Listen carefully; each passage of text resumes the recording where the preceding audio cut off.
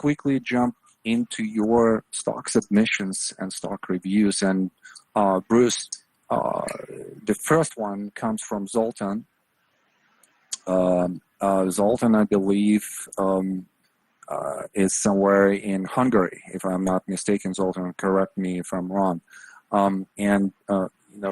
The attention here is on something of a speculative nature as well, silver. And you have so many thoughts about this. You wrote the blog just most recently on silver. Let's start with Zoltan's, structural analysis, and then let's jump to your blog. First of all, I believe that there are some exceptional silver mines in Hungary, if I remember correctly. And so this is great. And the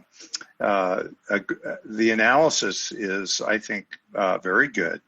I love the oversold condition in the downtrend. Look at this as preliminary support throws under. It's exactly the interpretation I would take on preliminary support, as you get an oversold condition, but you don't get a significant bounce, which shows that there's good demand by the CO yet. There's just support, which shows that the CO is willing to accumulate, but they're not willing to run the price up at all. And so then you have the climax, which comes on a big gap. It's beautiful.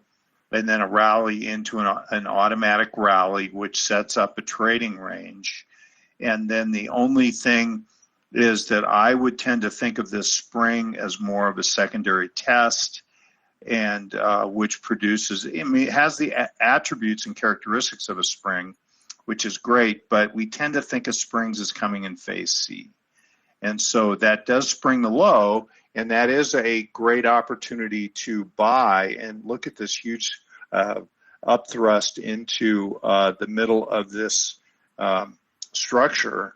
And this is a beautiful upthrust, and then it has to come all the way back down and makes a higher low. And so that after an upthrust or a sign of strength like that, we would look for a last point of support, and we get that after a big, long decline, which I'm sure discouraged everybody. And then look at this beautiful climactic conclusion to the decline right there that Roman drew the trend channel. And if there's a throw under that trend channel, which is climactic, and then there's a secondary test, and then from there, accumulation is nearly complete, and then big change of character. So this is really just a pretty chart. There is some resistance up here, which may mean it needs to do some work along this area. But if we have true accumulation and silver is in strong hands, then this should be short-term in nature, and it may not occur at all.